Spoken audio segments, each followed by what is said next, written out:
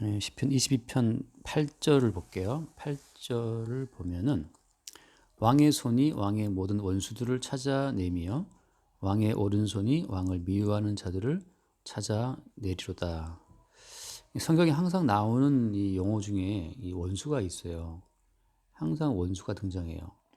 그리고 그 원수와 이제 여기서 이제 왕이지만 왕과의 어떤 그 싸움이 나온단 말이죠.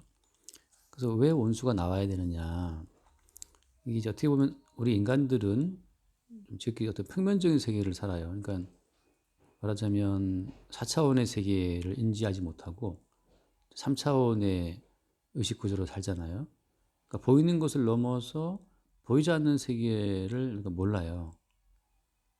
그래서 이제 이렇게 말하면 뭐 사이트는 보는 거고 인사이트는 그 보이지 않는 걸 보는 거잖아요. 그러니까 인사이트를 통찰이라고 번역하지만, 그러니까 통찰이라는 거는 보이는 어떤 사건이나 현상을 넘어서 그 보이지 않는 것을 이제 볼 수 있는 안목이 통찰력인데, 그런 이제 인사이트. 그래서 옛날부터 그렇더라고. 이 어떤 지휘관이나 어떤 사령관들은 보이는 어떤 작은 그 실마리를 통해서 보이지 않는 큰 실체를 예상할 수 있는 사람들 있잖아요. 그게 이제 리더라고 할 수가 있는데, 원수라고 하는 것은 예를 들어서, 그래서 원수는 그 보이지 않는 세계를 우리에게 나타내 볼 수 있는 자들.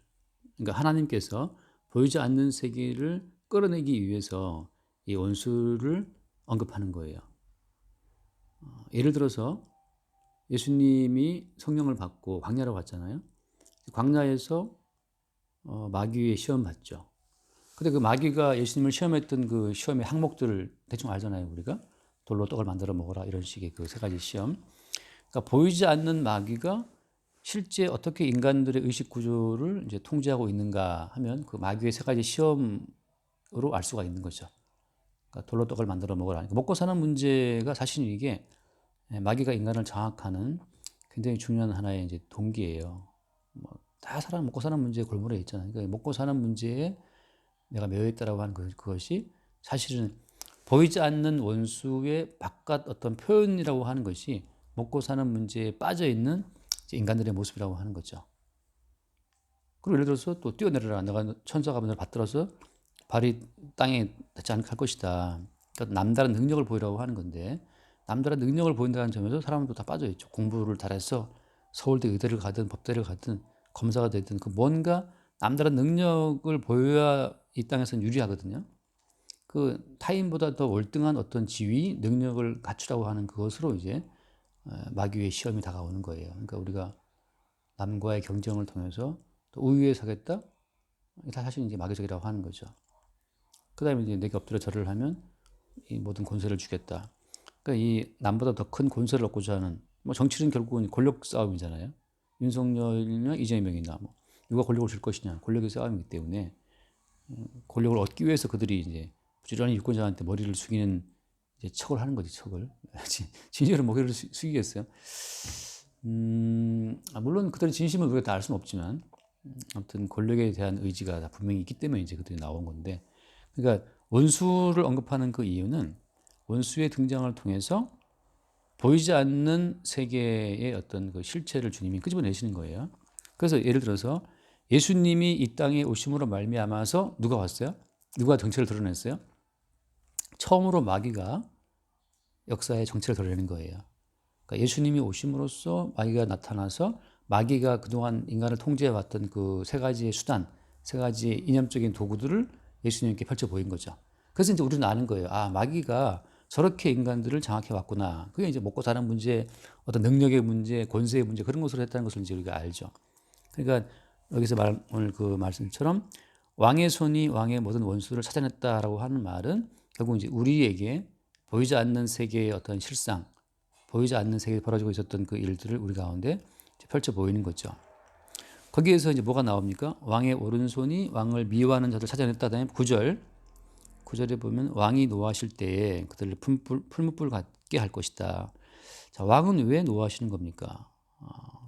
그러니까 알다시피 왕은 무엇을 보여주는 모형이겠어요? 이 왕이라고 하는 것은 당연히 그리스도 예수를 보여주는 모형이에요. 그럼 그리스도 예수가 노하시는 그 이유는 뭐 때문이냐? 사실 우리는 성경을 볼 때 왕이 와든 말든 우리는 큰 상관이 없어요. 우리는 이미 마귀와 이제 짝이 되어서 어디를 봐도 먹고 사는 문제, 또 어디를 봐도 남다른 어떤 그 좀 능력을 받지 못할까 뭐 이런 걸 찾게 되고, 어디를 봐도 좀 높은 남보다 높은 권세를 얻고 싶은 마음으로 성경을 보기 때문에 우리는 이런 대화를 보면 이게 무슨 상관이 있지라고 생각할 수 있거든요. 근데 지금 왕이 노하신다라고 하는 것 자체가 사실은 마귀와 이제 짝이 된 우리를 향한 어떤 진노라고 볼 수 있어요. 그래서 나오는 말이 이제 그 풀무불 갖게 하신다. 이게 이제 말하자면 불타는 지옥의 하나의 모형인데, 결국은 모든 그 마귀와 그에 속한 자들을 이제 지옥에 말하신다라고 하는 거죠.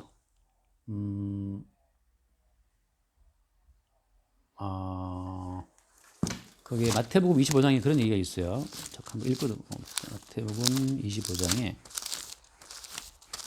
이것도 자꾸 얘기가 길어지겠는데, 마태복음 25장에 보면은 41절에 마태복음 25장 41절에 또 왼편에 있는 자들에게 이르시되 저주를 받은 자들아 나를 떠나 마귀와 그 사자들을 위하여 예비된 영원한 불에 들어가라. 이 영원한 불이 이제 지옥불을 말하는 건데, 그 마귀와 그 사자들을 위하여 예비된 이 지옥이란 말이죠. 근데 그 앞에 나오는 말은 무슨 얘기예요?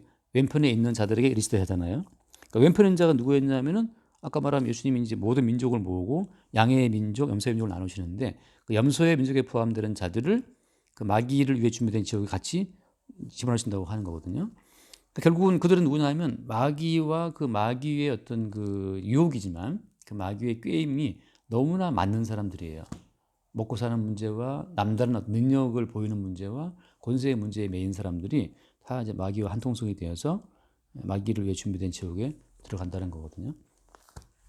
그러니까 왕이 진노하시는 이유는 그럼 뭐 때문이죠? 그게 이제 오늘 포인트인데, 왜 왕은 그 원수와 그 원수의 무리들을 향해서 진노를 하시느냐? 이게 이제 복음과 연결되는 내용이에요. 잠깐 이제 그 예를 들면 어디 갔냐? 그 이제 10절에 보면 10절에 왕이 그들의 후손을 땅에서 멸하며 그들의 자손을 사람 중에서 끊는다. 이것이 아까 마태복음 봤던 그 말씀이 이제 실행이에요. 그래서 자, 그들의 후손은 누구를 말해요? 그들의 후손은 당연히 다시 말씀 봐요. 그들의 후손을 말할 때는 요한복음 6장을 봅시다. 8장인가? 요한복음 8장. 요한복음 8장을 보면은 44절을 봐요. 요한복음 8장 44절. 자, 너희는 너희 아비 마귀에게서 났으니, 한번 읽어볼래 순자매가? 44절. 너희는 너희 아비 마귀에게서 났으니 너희 아비의 욕심대로 너희도 행하고자 하느니라. 그는 처음부터 살인한 자여 진리가 그 속에 없으므로 진리에 서지 못하고 거짓을 말할 때마다 제 것으로 말하나니 이는 그가 거짓말쟁이요 거짓의 아비가 되었습니다. 여기 보면 너희는 너희 아비 마귀에게서 났다 그러잖아요. 예수님 말씀인데, 그럼 너희는 누구냐? 너희는 누구냐 하면은 그 31절에 보면 나오지만 31절에 그러므로 예수 자기를 믿은 유대인들에게 이르시되, 예수님을 믿은 유대인들에게 하신 말씀이에요. 예수를 믿어준 유대인들한테 이렇게까지 말을 심하게 하나 싶기도 한데, 아무튼 예수를 믿은 유대인들 하신 말씀이 야 니들 아버지는 마귀다, 그 말씀하신 거거든요. 그러니까 아니 예수를 믿었는데 왜 우리가 왜 마귀의 자식이냐 이렇게 정말 말 심하게 하신다라고 말할 수가 있는데, 결국은 그거에 이 예수를 믿을 때도 마찬가지거든요. 자기를 위해서, 바꿔 말하면 그 마귀가 예수를 시험했던 그 내용 그대로거든요. 먹고 사는 문제를 위해서 예수를 믿는다. 그다음에 남다른 능력을 얻기 위해서 예수를 믿는다. 뭐 그런 여러 가지 이유가 있는데, 그런 것으로 예수를 믿을 때 그 믿음 자체가 사실은 마귀로부터 났다는 것을 말씀하고 있어요. 그러니까는 아까 여기 이제 시편 10절에서 왕이 그들의 후손을 땅에서 멸하며라고 하잖아요. 그러니까 도대체 뭘 멸하냐 하면은 그런 목적으로 예수를 믿을 수밖에 없는 인간들을 다 멸한다는 거죠. 그들의 자손을 사람 중에서 끊을 것이다. 그래서 그 11절 말씀을 보면 11절에 비록 그들이 왕을 해하려 하여 음모를 꾸몄으나 이루지 못한다. 결국은 예수님을 해치고 예수님 못 박아 죽도록 한 자들이 누구냐 하면 유대인들이거든요. 그 유대인들이 거의 뭐 일치단결해서 100%로 투표했으면 거의 뭐 100% 나왔을 거예요. 아무튼 그렇게 해서 십자가 못 박으라 하잖아요. 십자가 못 박고 누구를 놔달라? 차라리 그 살인한 사람 바라바를 놔달라. 살인자보다도 못한 취급받았어요, 예수님이. 그래서 예수님을 그들이 죽이죠. 근데 그들의 음모는 결국 어떻게 이루지 못하는데 예수님이 사흘 만에 살아나 버렸거든. 그래서 결국은 이루지 못하는데 그래서 그들을 했다. 그다음에 11절 왕이 그들로 돌아서게 하며 그들의 얼굴을 향하여 활시위를 당긴다. 이제 부활하신 주님께서 행하시는 모든 일들이 계속적으로 어떤 땅을 향한 하나의 심판이에요. 그래서 이제 어제 어떤 분이 질문을 했어요. 목사님 요한복음 3장 16절에 하나님이 세상을 이처럼 사랑하사 그 말씀 기억나죠? 사랑하신다고 했는데 왜 목사님은 맨날 심판 이야기 하시느냐. 근데 이제 세상을 사랑하사 3장 16절에 나와 있지만 점차 뒤로 갈수록 점점 그 세상이라고 하는 것의 폭이 좁아져요. 나중에는 요한복음 10장 보면 나오지만 하나님이 세상의 임금을 심판하시고 그거 한번 읽어볼까요 한번? 그 요한복음 3장 16절을 알고 있으니까 그건 통과. 그 다음에 요한복음 15장을 봅시다. 요한복음 15장을 보면은 요한복음 15장 13장을 먼저 한번 보고 넘어갈까?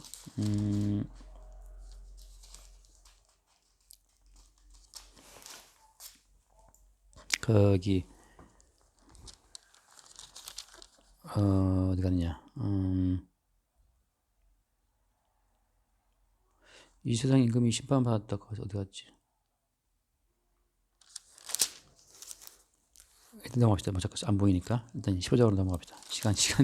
시간을 아껴야 되니까. 근데 15장을 보면은 거기에 18절 15장 18절을 보면은 자 읽어보세요. 세상이 너희를 미워하면 너희보다 먼저 나를 미워한 줄 알아. 자 세상과 예수님을 분리를 하고 19절 너희가 세상에 속하였으면 세상이 자기의 것을 사랑할 것이나 너희는 세상에 속한 자가 아니요 도리어 내가 너희를 세상에서 택하였기 때문에 세상이 너희를 미워합니다.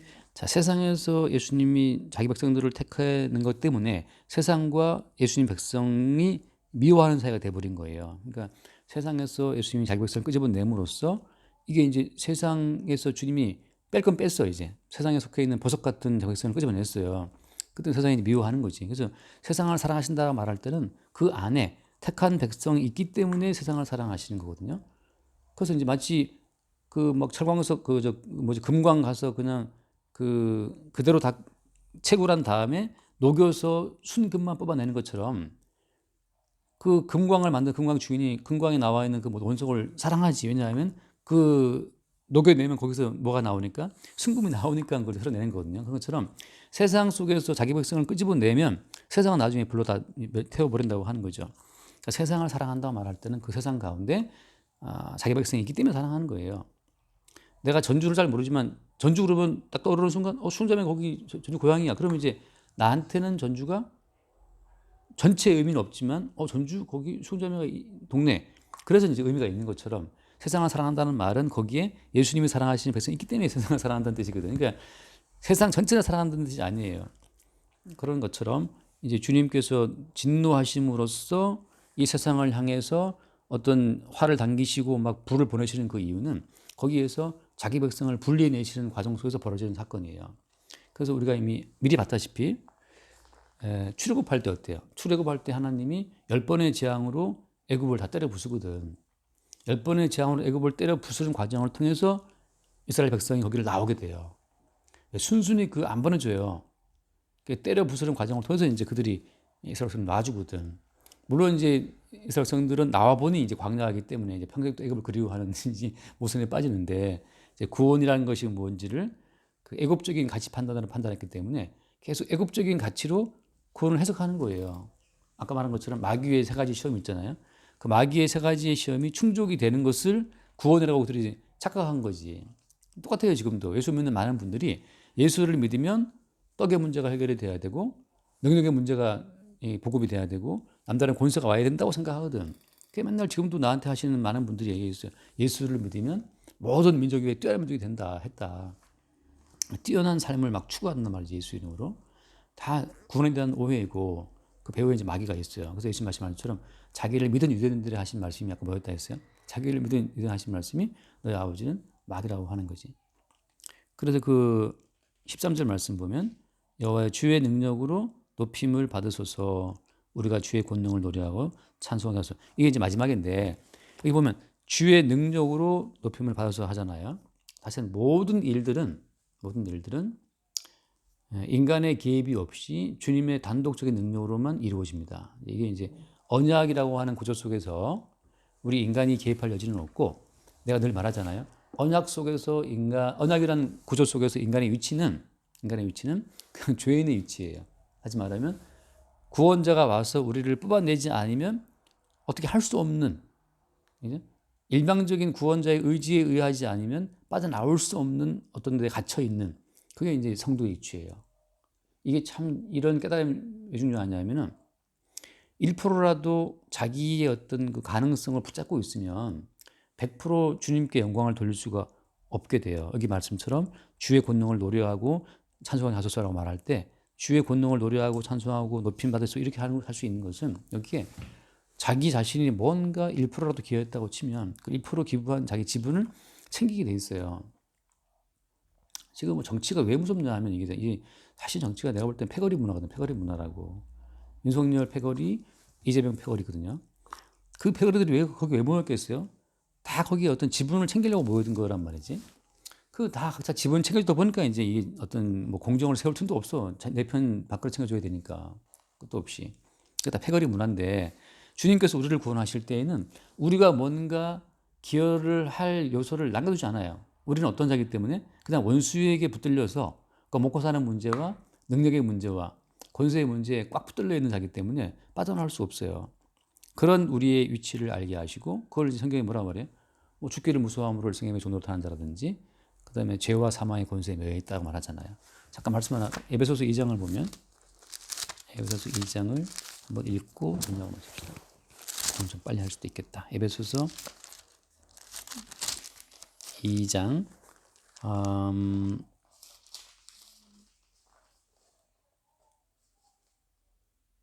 에베소서 2장 1절을 봐요. 2장 1절.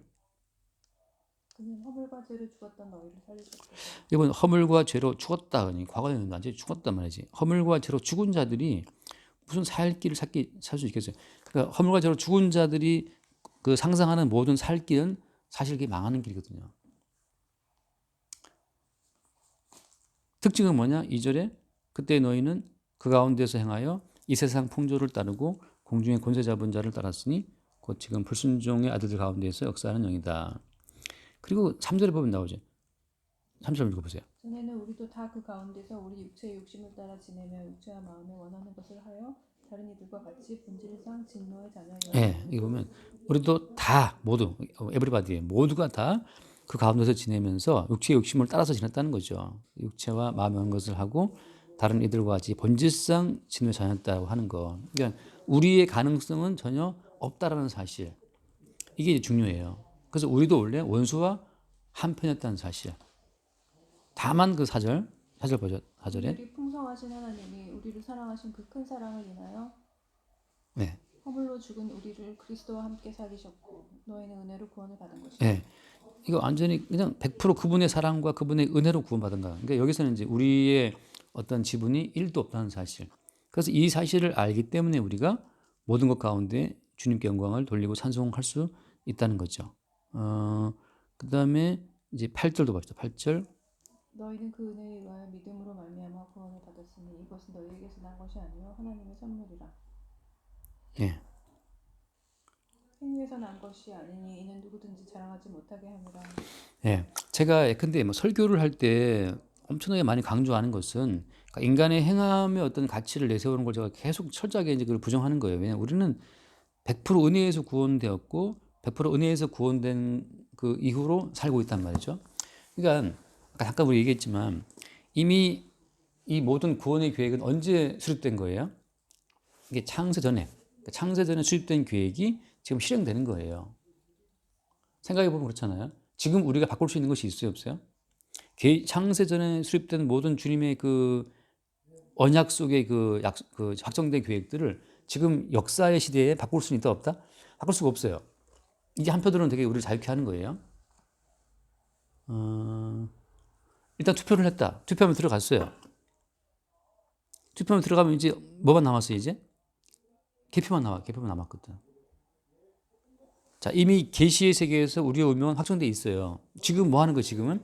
지금 마치 투표함에 그 계표를 하는 것처럼 하나씩 하나씩 이제 계속 그 창세전에 있었던 언약의 내용을 지금 펼쳐 보이는 거예요.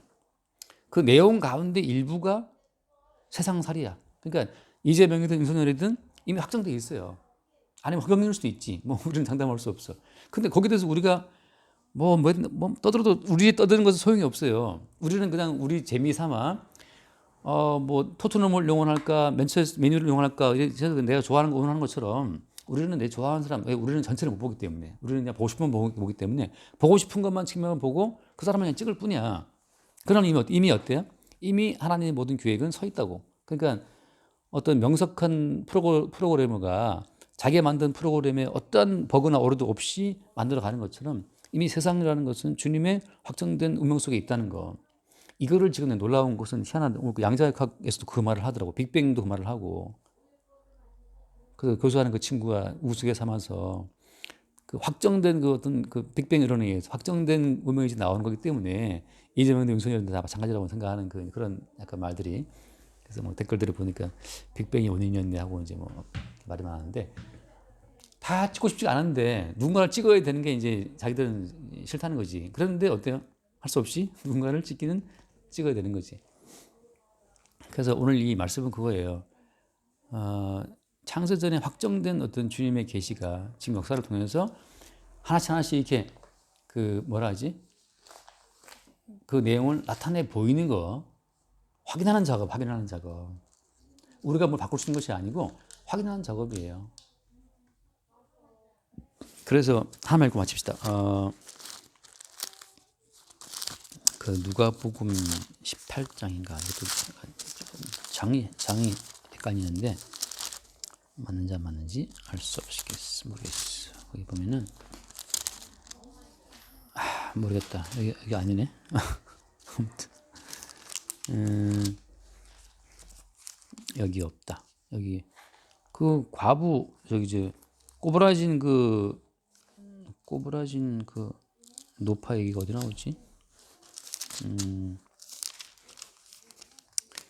아무튼 이런 얘기가 있어요. 어떤 그 노인네가 평생을 꼬부라져서 펴지도 못하는 그 노인이 있었는데 그 사람을 예수님이 안식일날 고치시거든. 고치시면 하시는 말씀이 아브라함의 딸이라는 표현을 써요. 아브라함의 딸. 나는 그 표현이 너무 그 표현이 마음에 들어서 이 아브라함의 딸을 안식일날 고치는 것이 무슨 문제가 있냐는 식으로 말씀하시거든요. 근데 예수님께서 그 노파를 향해서 아브라함의 딸이라고 표현하실 때 이미 어때요? 아브라함은 그 옛날 사람인데 언약 가운데 이미 있다는 얘기거든요. 그러니까 언약 가운데 있는 그 사람들을 역사 속에서 하나씩 하나씩 펼쳐 까보이는 과정이라고. 그게 역사예요. 그 역사 가운데서 누구를 향해서 주님의 진노가 불붙는다? 누구를 향해서? 인간의 행함의 공로. 그러니까 너의 행함에 의해서 네가 네 인생을 살펴야 된다라는 거. 그것이 사실은 우리 인간을 계속 염려하게 만드는 거예요. 수용자의 인생을 네가 챙겨야지라고 계속 마귀는 이제 그럴 때마다 이제 힘이 불안하거든. 어떻게 살아야 되나 3월달은 다가오는데 돌아가서 진짜 삼밥 들은 거 아닌가부터 뭐 고민이 많거든. 그러나 이미 확정된 주님의 뜻이 역사 가운데 이렇게 드러나 펼쳐 보일 뿐이니까 이게 이렇게 주님이 나를 인도하시는구나 하고 이제 그걸 바라보는 거고 혹 수모가 있다 하더라도 수모가 있고 수치가 있다 하더라도 이렇게 예수님도 수모를 당하셨구나를 확인하는 과정이에요. 예수님도 그 모욕 당하셨는데 뭐 내가 뭐라고 모욕 안 당하고 깔끔하게 일상을 진행할 수 있겠어요?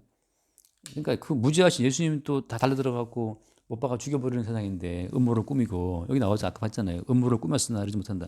그 죽이려고 그러는 세상이기 때문에 우리는 이 땅을 지나가면서 이렇게 무지한 예수를 죽이는 세상의 양상이 이렇게 드러나는구나를 확인하면서 이 땅을 지나가는 거예요. 오케이 여기까지 할까요? 선생님이 기도하고 나갔다 와칩시다. 감사합니다. 오늘도 말씀을 통해서 이미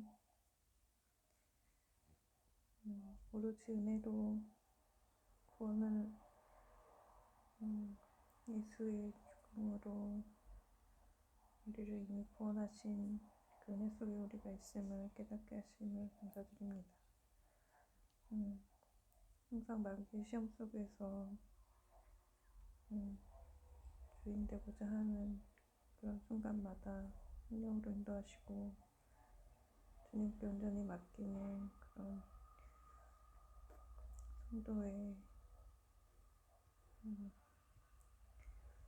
이미 예정된 주님의 계획 안에 있음을 은혜로 감사하게 느낄 수 있도록 인도하여 주시옵소서. 이 모든 말씀 예수 이름으로 부탁드립니다. 아멘. 주님 감사합니다. 우리 주님의 진노가 인간의 행위를 선동해서 인간으로 하여금 스스로의 삶에 책임을 지도록 무거운 짐을 짊어지는 그 마귀에게 있음을 알게 하시고 마귀와 그의 논리를 따라 모두가 다 악의 권세에 굴복되어 있는 자들 가운데 오직 주님의 은혜와 사랑으로 자기 백성을 인도해 내시는 주님의 긍휼을 또 새롭게 바라보게 하여 주옵소서. 우리 주 예수 이름으로 기도드립니다. 아멘.